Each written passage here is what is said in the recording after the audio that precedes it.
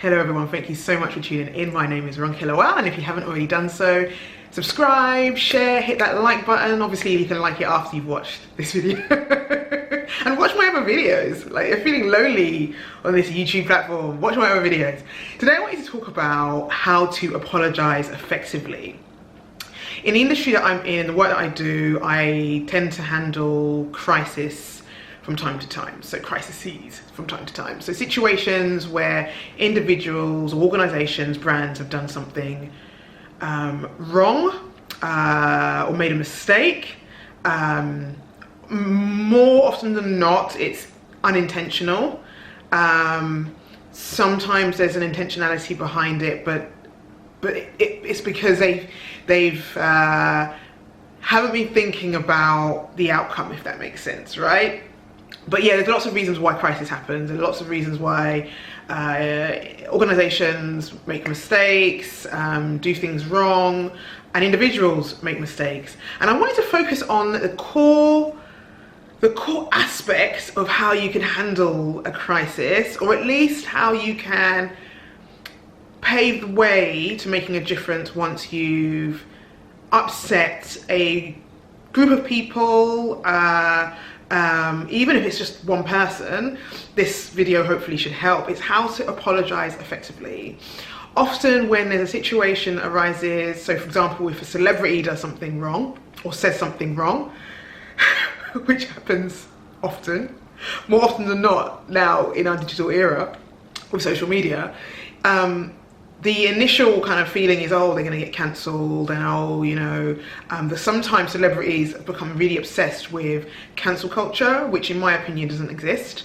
I believe it's consequences culture. I believe that if you've done something or said something wrong that's upset a group of people, an individual, whoever it may be, you have to deal with the consequences, and it's not up to you to decide how other people react to the thing that you've said and done that's harmed them or offended them, right? So if we're looking at an apology, so if you've done something wrong and we're looking at making an apology and at least making an amends and at least trying to seek forgiveness, the first thing to do is to be clear. So to be clear on why you're making the apology. So be clear on, you know, what is it that was said or done, and say it in your statement. So I'm using the terminology statement here. Often if you are issuing an apology, especially if you're a public figure or you're high profile, you'll issue a statement of apology. But you can film a video, you can do a press tour, you can do whatever you need to do to let people know that you are seeking forgiveness and you want to heal the harm that you have caused, right? So be clear, be honest.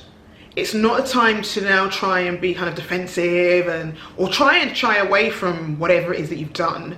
If you've shared something inappropriate on social media, screenshots exist now. Like, there's so many ways in which our words can live on forever. So you can delete a tweet that's offensive because you don't want to keep re-triggering or re-harming people.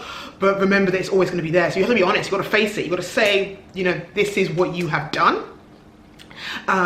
You have to be specific. So when you're apologizing, be specific in your apology and say what it is you've done, so it's the clarity, why it's harmful, and what you're doing to address that harm. So whatever that is, you know, unlearning or learning, it's really important to be specific. I think it's important to acknowledge that you're human. And this is relevant for brands as well. Brands are run by human beings, not robots yet. So be specific in what you're going to do. And it can't simply be, you know, a day's training in something, whatever it is, or, you know, oh, I've read a book. You have to show that you're doing the work. And that ability to be specific really helps. Say the words. So say the words, I'm sorry, we're sorry, we hear you. You know, saying those words means something. So once you've done all the things I've said earlier, just say it. Say, I am sorry. Say, we are sorry. And you know, be humble and just admit that you want forgiveness. Now, when you're asking for forgiveness, you have to remember it is not up to you to decide when that forgiveness will arise. It's up to the individuals who you've harmed or offended. So you have to be open enough and willing enough to listen and to understand that forgiveness is not overnight. But if you're genuine and if you're sincere and if you own it, you know, your apology, you might have to keep resharing an apology, you know, especially with the way social media works, right? You might have apologized a year ago and somebody brings it up and it goes viral on social media. Oh gosh, this person did or said that. Bring back your apology and say, yeah, you recognize. You can never apologize enough until the people you've harmed or the person you've harmed have healed and they've acknowledged and have forgiven you. It's not up to you. You can't control that. And my final point in that, and that, I hope this ties this up really nicely, is you have to decenter yourself. So you have to decenter your ego. You have to decenter how you're feeling. So when I say that, obviously you feel sincerely apologetic and sorry as an individual, as an organization, but you have to remember it's not about you. You've caused the harm already. You've done the offensive thing, or you've made that mistake.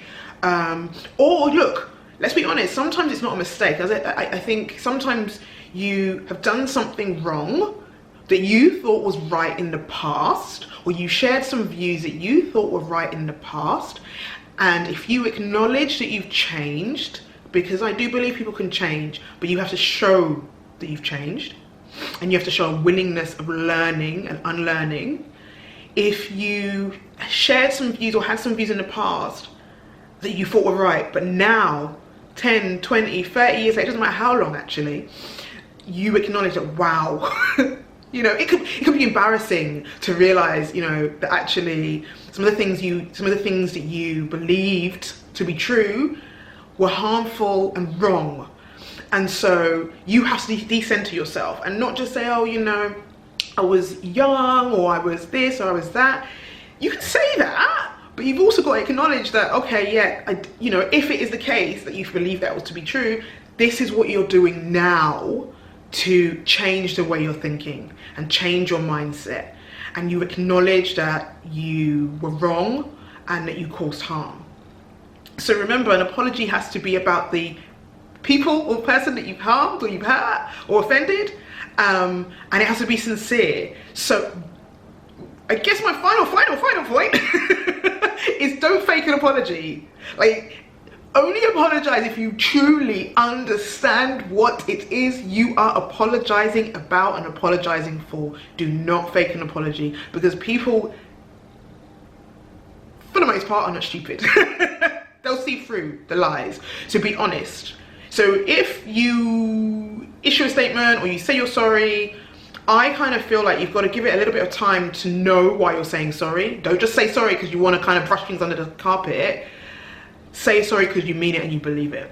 So hopefully this video has helped you. And this video is probably helpful in lots of scenarios, not just in a crisis or in PR. This is useful in life. And hopefully this video is something that you can share, and I hope it's helped somebody out there, or more than one person. But even if it's just one person, I hope you've enjoyed watching this video. So thank you so much, and don't forget to subscribe. Take care. Bye bye.